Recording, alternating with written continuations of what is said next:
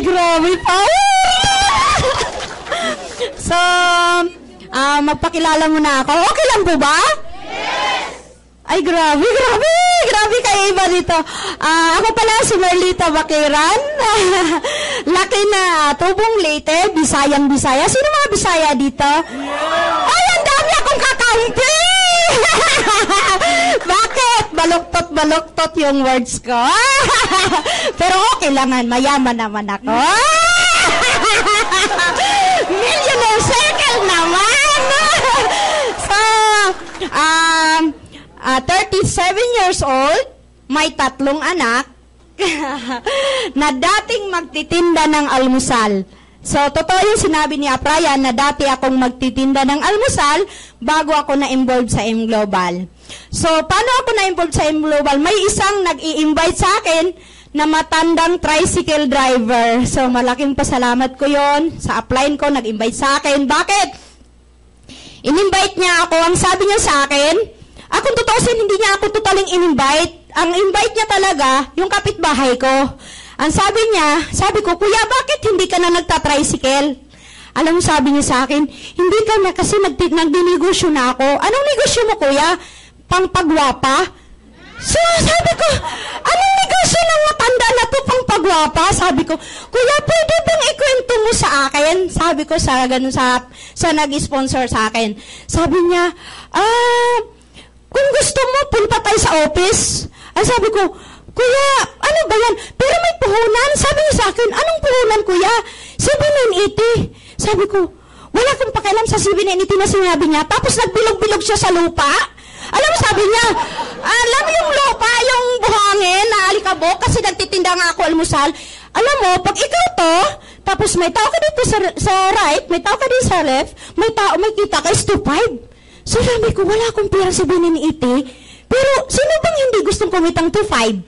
Mama, sabi ko, kuya, baka pwede pagkatapos ko magtinda, pupunta tayo doon. Sabi niya, si Mara na. Kasi, sabi naman niya, sige, susunduin kita. So, sa madaling salita, naging open-minded na ako. Tapos, dinagdagan pa niya. Kasi mayroong pang insurance 200,000. Sabi ko, ay ganda yan. Kasi, hindi kasi, magtitinda akong almusal in more than 3 years, in case binangga ako, paano na mga pamilya ko? Diba? So yan, inaisip ko. Sabi ko talaga, ay, grabe. Sabi ko, paano na pala mga pamilya ko? Tama pala, magiging insured ako. Sabi ko ganon. Tapos sabi niya, hindi pa. Mayroon pang transferable scholarship para sa mga anak ko. Tama, paano kung hindi ko na kaya magtitinda? Sabi ko, tapos 150 per day lang, makaipon kaya ako para mapaparal ko ang anak ng college? So naisip ko scholarship. Sabi ko, tama. Kuya, sama talaga ako dyan. Sabi niya, gusto mo bukas? Kuya, bakit bukas pa? Sabi ko ganun. Sige, mamaya susunduin kita. Sa madaling salita, sinundo ako. Binakride ako sa isang single na motor. So sa maalala ko nun, binakride niya ako. Walang alam yung mister ko kung ako sasama.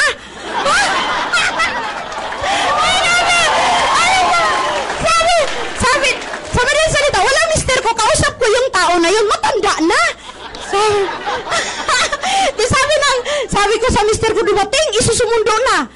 Magbabakride ako sa motor, sabi niya, saan ka pupunta? May pupuntahan kami doon, may seminar. Tapos sabi niya, saan? Ano niya, Green Hills yun o?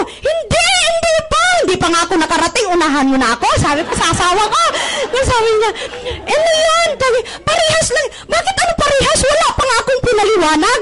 Kasi masyado nag-advance yung mister ko kasi may idea na pala siya sa ganitong negosyo. Ako is first time, wala ko talagang alam, basta ang akin lang, naging open-minded lang ako. Sino ba namang hindi marunong mag-explain yung tao at sabihin kang 2.5 yung kitain mo. So yun, sabi, pumunta na ako dito. So sa madaling salita, yan, napaupo ako bandang gitna. Sabi na, makinig ka lang, pakinggan mo lang. Sabi ko, kuya, hindi na talaga akong makikinig, sabi ko. Kasi sabi niya, ano sabi niya pa niya? ilang years ka na dito? Sabi ko, 3 taon mahigit na kuya. Sabi niya, nakaipon ka na ba kahit kalating milyon? Sabi ko, Ren, ang insulto ka talaga sa akin. Sino bang nagtitinda ng almusal, naglamba-lamba ka sa taba, na halos hindi ka makapagsuklay, na grabe ang itim-itim mo na sa gitna ng kalsada? Sabi ko, insulto ka talaga ginawa mo sa akin kuya, kasi sino magtitinda almusal kumita, nakapag-ipon daw ng kalating milyon? Grabe ka naman kuya. Sabi ko, hindi, sapat ba nga sa akin yung kinikita ko 150 per day? Ano sabi niya, hindi, kasi doon, kumikita doon sila ng, alam mo ba doon, kumikita silang 1 milyon isang buwan. Ha? Sabi ko, totoo ba yan kuya? Gusto ko talaga titingnan yan. Sa madaling salita, nakarating na ako dito. Ito na, paano ko papatunayan sa mister ko na umatin ako seminar? Sabi ko, kuya, magagalit yung mister ko nito, gabi na. Sabi, ganito kuya, yung product mo, tanggalin mo yung laman, akin yung box. Kasi yun yung papatunay ko sa asawa ko. Sabi na, sa madaling salita, di umuwi na, gabi na. Siyempre, inisip ko, naku, pwede magsilos yung mister ko, matanda. Bakit papatol ba ako sa matanda? Sa isip-isip ko. Hindi sa malita niya, di umuwi na ako. Ayun na, pinakita ko, pa, maganda yung product. Di ba may puhunan yan? Sabi naman sa akin, oo, mayroon. Pero, maganda talaga, maganda siya pa. Sabi niya, saan ako kapera? Sabi niya sa akin. Doon sa madaling salita, parang kang binuhusan ng malamig na tubig na super excited ka.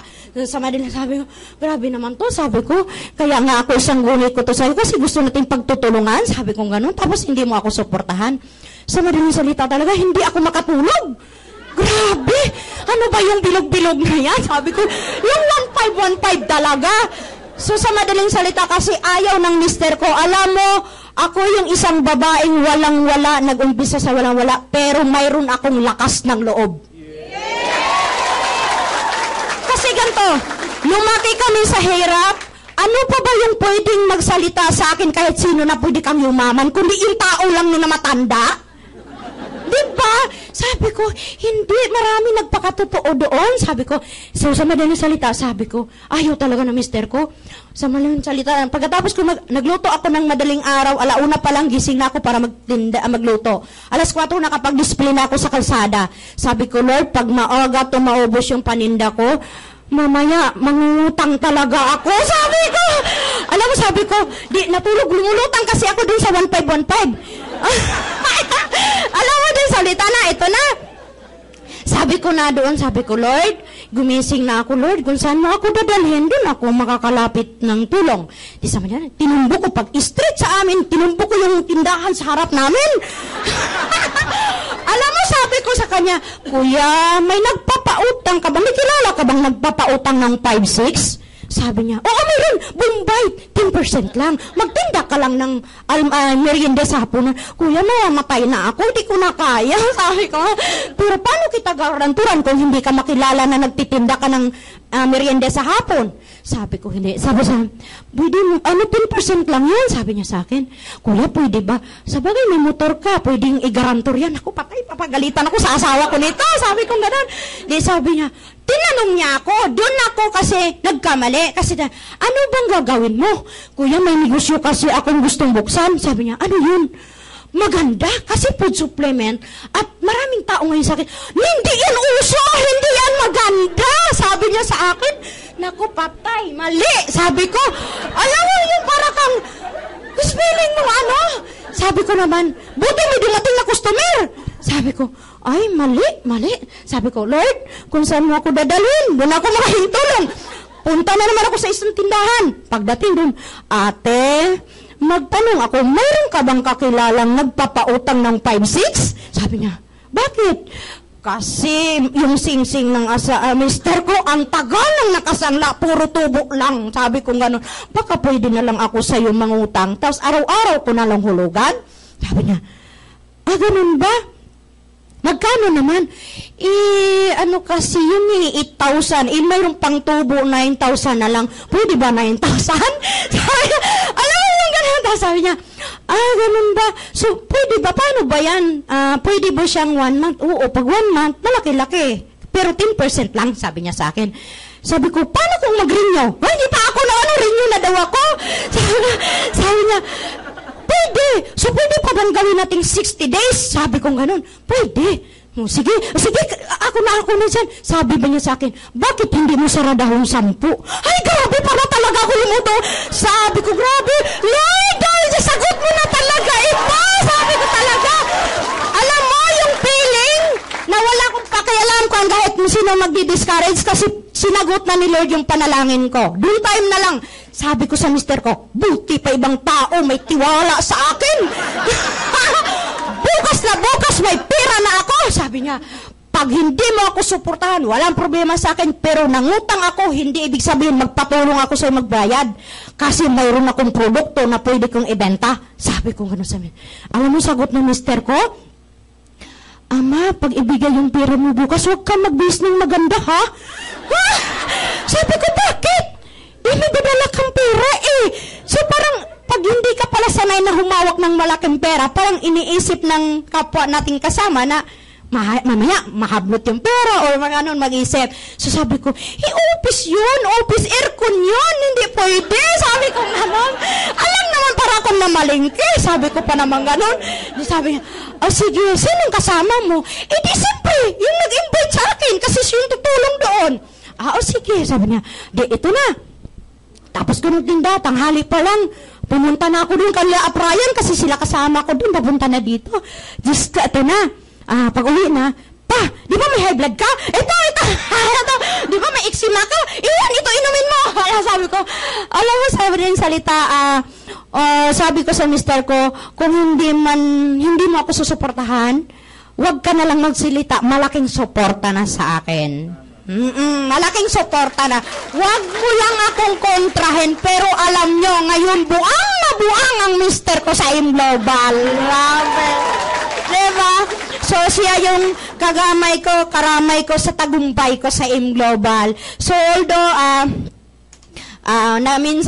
experience ko naman sa Imglobal, bukod pa doon, yung naka-experience akong wala ng pamasahe, nagutom, napuyat. Totoo yung sinabi sa training na papower-power ka, grabe, payaman, pero nanglalambot ka na kasi wala pang almusal. Ay, grabe, totoo yan! Diyos ko, kung alam niyo lang, malaking pasalamat ko na lang pag nakasakay ako ng jeepsy mula sa amin na 23 lang yung pamasahe. Diba? Tapos, yung pangkape, pag may guest ka, Diyos ko, parang hati-hati na lang kayo kasi wala talaga eh. Diba? Tapos minsan, sasabihin pa naman kasi, payaman ka ba talaga? Pero alam mo sa isip ko, hindi, yayaman ako dito. Sabi ko, yayaman ako dito. So, yun maraming mga pagsubok na bago ako naabot yung tagumpay kasi maraming mga pinagdaanan na din ako lalong tumibay. Diba? Lumapit ako kay Lord, kumapit ako kay Lord. Number 1 ang nagpatibay sa akin is training. Training. Kasi bakit? Dumating yung time na ang mga downline ko is medyo bumagal. Bakit? Si Upline is grade 6 lang. Tama? So parang iniisip siya, ano ituturo ni Upline? Alam mo yung wala akong masyado pang idea na kundi, tara, atin lang tayo training, atin lang tayo. Yung hindi ako marunong mag-NDO, hindi ako marunong masyado mag-upipe, nung nakita akong lumagas yung tao ko, alam mo, yung start nang sabi ko, hindi ako papayag, mayroon akong feedback sa mga downline ko na hindi ako umasinso, hindi ako kumita kasi hindi ako tinuruan ni Upline. Sa madaling salita, nagte-training ako yung nag-umpisa mag-UPP, ako yung mag-intro, ako mag-product, ako mag-marketing. Sinong pinag-aralan ko? Downline ko. Pero bago ko ginawa yun, alam saan ako nag-practice? Yung anak kong dalawa, pinapaupo ko sa lamisa. Anak, ikaw, guess ka, guess. O, ikaw to. Clear book. Ito na, mister ko. Guess kita, guess. O, upo ka. Ito yung may-ari, ito yung ng Imglobal, ganon. Alam mo, ayaw na sabi ng anak ko, ano yan, lagi ka nalang power, mama? Alam mo yung ganon? Tapos, alam mo, ayaw na talaga. Ang ginawa, sabi kasi ni Sir John, pwedeng mag-practice sa salamin. Ginawa ko yun. Nakupepe ako sa salamin bago ako humarap sa mga downline ko. Totoo yan. Yung isa kong salamin, nabagsak talaga, basa. Ay, grabe na. So, sinabi yung experience ko ng ganon. Yung marang, grabe kung baga hindi ko tinitingnan kung ano yung pinagdaanan ko, yung ang hindi ko kayang bayaran siguro at ibenta ko yung ligaya kung anong tagumpay ko ngayon. na totoo yung nangyari na wala kaming pasama. Imagine mo, start dito hanggang Pasig Palengke, nilakad ko, dalawa kami ng downline ko. Diba? Yung, grabe na, yung experience mo na yun na wala kang takot kahit babae. Kasi gusto mong yumaman. Diba? So, eto na, nung naging boom na yung grupo ko, ayun na, tuloy-tuloy na kasi, ikaw mag-product ka, ikaw mag-MDO, ikaw ginaganon ko na sila, nagtuturo na ako kasi pinakita ko na sa kanila. So, start nung grabe yung mga downline ko na sabi ko, pag nag-MDO kasi ako, sabi ko, kung nakaya ko nga, ako nga grade 6, ikaw high school, ikaw college, di mo kaya? Sabi ko, mga ganon sa kanya. Kaya niya! Sabi ko, lalo na yung umuwi ako ng Leyte, grabe, mga professional yung mga tao ko sa Leyte. Alam mo, mag-NDO ka na hindi ako nagpakilala kung sino ako. Magpapakilala ako pagkatapos na ang training ko. Pakilala ko lang kung sino akong taga Leyte, pero hindi ko sinasabi kung ano lang natapos ko. Baka mamaya, sayang yung training ko, hindi nila ako pakinggan. Ano sabi ko? Kung nakaya ko, mas kaya nyo kasi mga professional kayo. Huwag yung tingnan kung sino ako. Tingnan nyo kung anong tinuro ko sa inyo. So, yun ang masarap na mga pinagdaanan ko kasi doon tumatamis at doon ako lumago, doon ako tumibay sa mga pinagdaanan ko bago ko naabot yung success.